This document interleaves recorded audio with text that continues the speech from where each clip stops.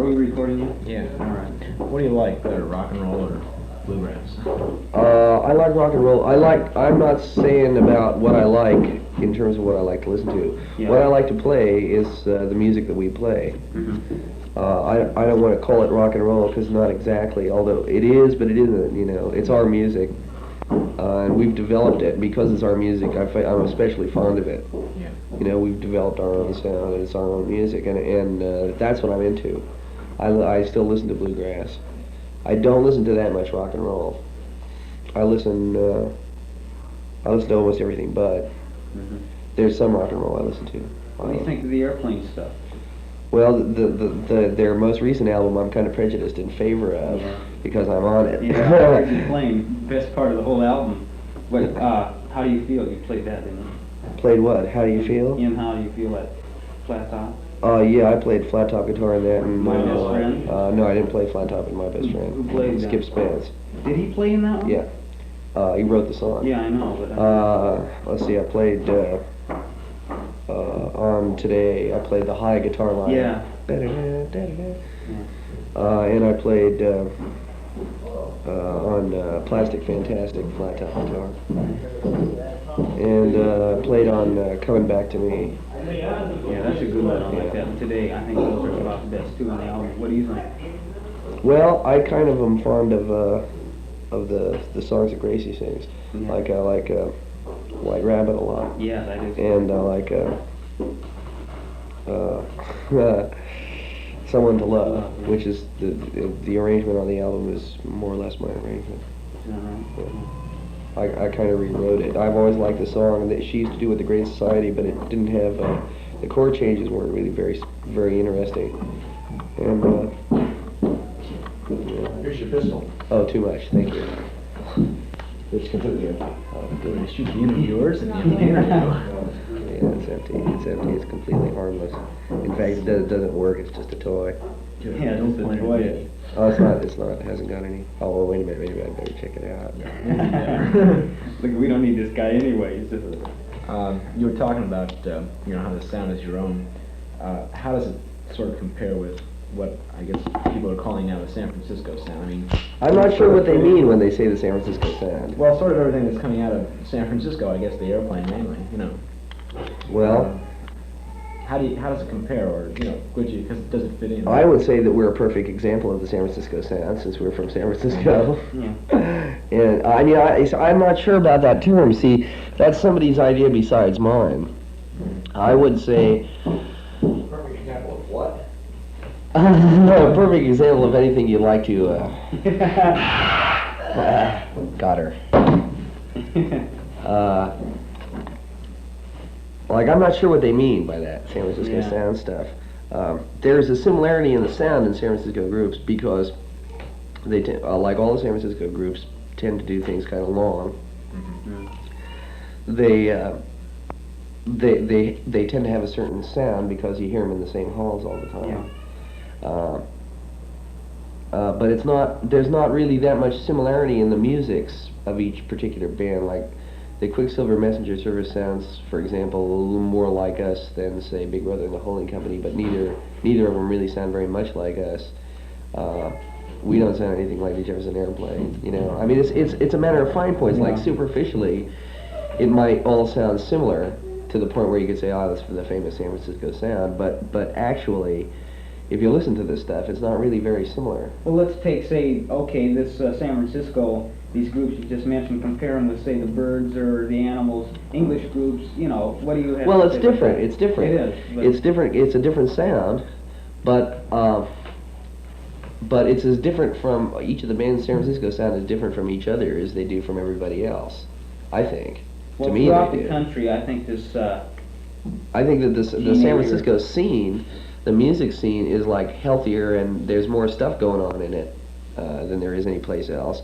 The musicians are all young musicians, and we all steal freely from each other because we all play together. We're all friends. yeah. And we all like we spend a lot of time with each other. We all listen to each other, and it's like that. And we've all gotten good together. We've all gotten improved over the past year or so, playing the same gigs, the same weekends, and stuff like that. getting together and jamming and so forth. Is this recording mic, are you sure? Yeah. All right. Well, what do you think about, well, what's your definition of a hippie? You hear so much about it, you know, and they write it up and everything. What do you... Well, I would say, I'm not sure that I have a definition for that. I would say that it's somebody who's turned on, and they could be turned on anyway. But just like someone who's in a sort of a forward motion, they might have been called progressive at one time, or but it's motion, it's in creative energy at its best. It's you know, it's just a nicer, a better way for people who are in a creative community to look at things. You like the term psychedelic to apply to all this?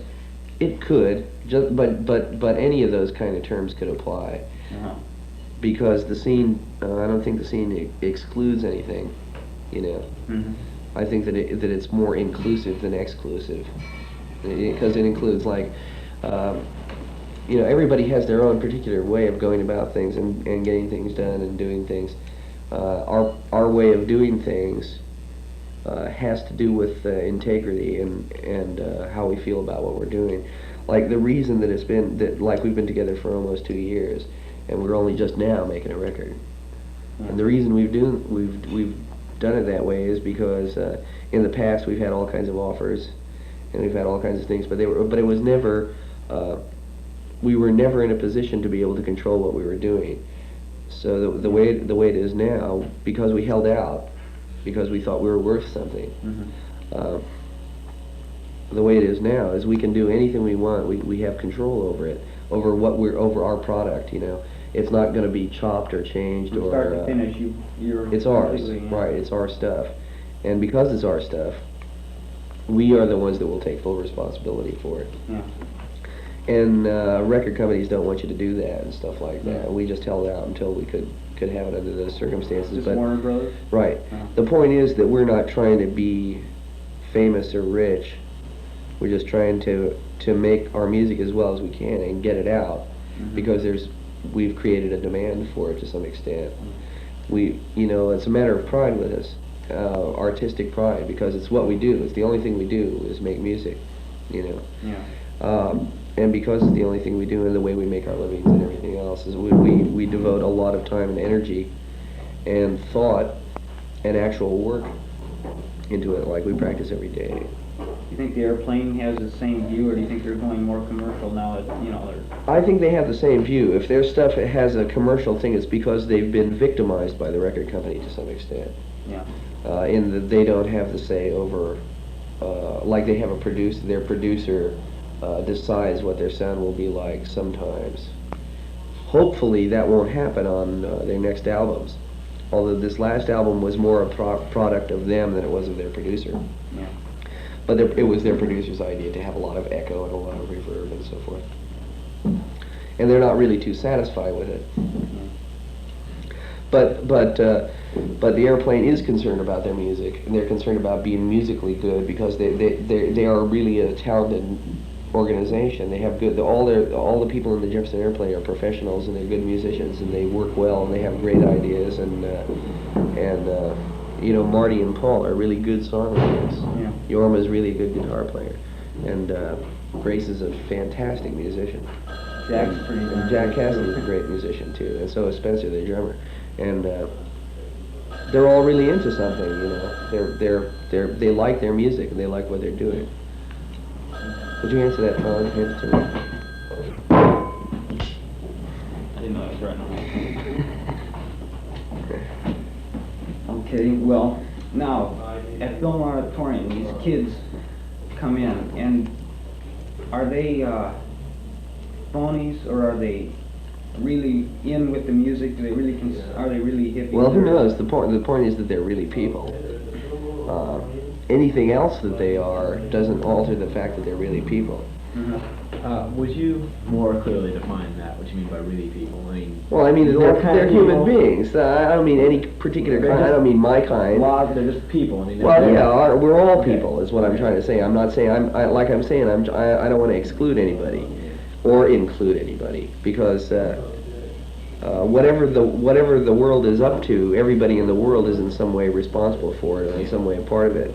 Just by virtue of the fact that we're all here, and so like if they, you know, what somebody's idea about themselves is doesn't really alter the basic fact that they're somebody. Whether or not they're all musicians or music critics, I don't know. But it doesn't matter to you? No, it doesn't matter to me, because on the level of the musical part of it, there are musicians there that like will recognize when something musically groovy happens. If they don't, I will. But just for some reason, with the music that we're playing, when something groovy does happen about it, that does happen, you know. Yeah. Everybody knows about it. Nobody has to tell anybody. Because it's like, it's obvious music, you know, it's loud, and there's excitement about it, but the excitement comes, it's a kind of reciprocal excitement, you know, like we pick it up from the audience, and the audience feeds it back to us, and, you know, and we feed it back to them, and like that, you know, it kind of works back and forth. It's always, like in any kind of music you play, it's always groovy to play for an audience that's responsive. And I found the audiences at the Fillmore Auditorium and the Avalon Ballroom to be pretty responsive. And like when something groovy gets going, you know, we can usually depend on a little support, you know. Yeah. And if that wasn't happening, if that excitement wasn't happening, the music wouldn't be much fun to play. Well, it really helps. I mean, of course, now San Francisco knows Grateful Dead real well, and so they can really get excited because they know what to expect and what, you know, more new things are going to happen. But if you were to go to New York now, what do you think your reception would be like there? I don't know. We're going to New York pretty soon, so we'll Okay. find out. But the point, what we've heard from the people that we know from New Yeah. York who have been here is that we'd really kill them in New York. Whether or not that's so is something that I don't know about, because I don't know about New York, and I don't know what it's going to be like when we play there. Well, I guess it's a known fact that this San Francisco music scene isn't anywhere else in this Right. country or the world. Right. Why is that? Is it I just don't that know. I don't musicians know. happen to show up in San Francisco? Well, here's the thing: is there aren't really that many musicians in San Francisco, but there is a fantastically good scene going on in San Francisco. It's just it's like San Francisco is a good place to live, Yeah. you know, and incidentally a good place to play. But first, it's a good place to live. Yeah. And having a good place to live is kind of like, you know, where you can like do what you want and feel the way you want. And, it has something to do with your outlook toward things. Like in the San Francisco music scene is unique in some aspects socially. For example, there isn't any competition going on in San Francisco. Like the bands here don't compete with each other. Yeah. You know, we don't like go to a job and try and play each other off the stage. The bands here do things for each other. All the managers don't do things the old cigar-chewing manager Yeah. way. You know, like when our managers go someplace, they go just the way they are around the house. They have long hair, you know. They wear outlandish clothes and beads, and they talk like the people on Haight Street do, because that's the way they are. That's the way we all are, and we're not sacrificing any part of ourselves in order to do business. See, like when we go into the business parts of things, when we talk to lawyers, or when we talk to the vice president of Warner Brothers or someone like that, we talk to them just the way we talk to our friends. We're not, you know, we're being Don't out put in anything front, on. right? We're trying to change the whole atmosphere of music, of the business part of it, as well as just the way it is. Just by dealing with it on a more humanistic level, because it's a valuable commodity. It's you know, it's an art, and it involves a lot of people and a lot of things. What did you think of that article, Dropouts with a Mission? I don't know which article was. Oh, what that's paper in the was it? Newsweek one. About Oh, that one, women. right, Yeah. right. I thought that it surprised me that it was in Newsweek. Yeah, right. And it didn't surprise me too much because they'd taken the pictures and everything. Yeah. But for example, if we hadn't heard in advance that that article was going to be a favorable article, we would never have consented to appear in pictures for it. We wouldn't. They wouldn't have had too much cooperation in that case. Yeah. But because it was a favorable article, they got a favorable reception, and it What's was. that title though? Dropouts with a mission. Well, who knows? Journalists doesn't have their bother way. you at all? No, it doesn't. Like as far as being a dropout goes, yes, I'm a dropout. Of what? Drop out from anything, like when I was teaching music. I was teaching music because it was a way to exist without having to do a work thing, put on a collar and go do 8 hours a day, and do all that stuff. I'm not interested in doing that. What I was interested in doing is making music. And You've always been I've been interested willing in to music. like put down everything else for that at one time or another. So in that case, socially I'm a dropout. But the result has been because I was willing to like take a chance and say that I wanted to play music and I don't care what anybody else thinks about it. It put me in a position where now I'm starting to be successful at it, which I never dreamed I would be, because I was willing to like work at it, like I might have worked for a job, but I worked at it out of love for it, not because I had to eat or because I had to make car payments or any of that kind of stuff. It was always natural to you. It was always there. Right. But only because I decided, I just made a decision at one point that what I wanted to do was, Well, if you had play enough music. money to, say, exist, would you have not taught and spent all your time with your music, trying to develop it? I think I might have. Yeah. I think I might have. The teaching was valuable, incidentally, because it made me think about what I was doing. Valuable to me. And it was, it might have been valuable to a few others, like to you or to any of my students who might have learned something. Like, that's valuable. But it's not really my thing to be a teacher, Like, my thing is to play, not to teach. But I'm glad I learned how to teach, because in learning how to teach, I learned how to play. Mhm. Well, did you ever, at the time you were teaching, did you ever think that you'd grow long hair, wear different clothes than you had been wearing then? I mean, was the San Francisco scene as we know it now then? In existence? Yeah. No, but all the same people were around. Yeah. All the same people were around. We were all just doing different things. We all knew each other then, too. Yeah. Yorma used to play at the Tangent. Yeah, I remember. And David Freiberg of the Quicksilver Messenger Service used to play there. David and Michaela. And Mother McCree's Uptown. right, and all the elements of this whole scene were around in those days, playing at different gigs, playing at dumpy little coffee houses and stuff like that, and making $5 a night or something like that, and then like really scrounging for the rest of the week to make it. It was really a hassle to exist, and you couldn't exist just by playing. It was just virtually impossible. But we were all holdouts at that time. We wanted to play a particular kind of music. We wanted to play it well. And that was our big concern. And if we got jobs, that was another matter. Well, the playing in the rock and roll band started out as the same thing. What really made you put down the banjo and pick up the guitar? I mean, I noticed a gradual changeover. It was just a gradual changeover. I mean, I got interested. Well, the big thing was that I was playing the banjo, there was nobody to play with. There was no place to play. There was no way anybody could hear me play. And most of the people who heard, there was not enough popular interest in bluegrass music for it to ever be worthwhile in this area. Yeah. To be, gratifying, where you could where you could work your ass off for a week and then play something at the end of the week, and somebody would say, that's pretty good. Yeah. Most of the people just didn't know enough about it. Yeah. And that's what happens when you take up something that's pretty esoteric. You have to sort of accept that. I didn't want to do that particularly. Mhm. I got into rock and roll music through the jug band. When I first started playing, I started playing rock and roll. Yeah. My first guitar was an electric guitar. Elvis Presley days type stuff, you mean? Chuck Berry, Chuck Berry. stuff like that. Yeah. Well, I remember when you were the Warlocks and at Magoo's, you were doing, Last Time, and Right, stuff like popular that. stuff.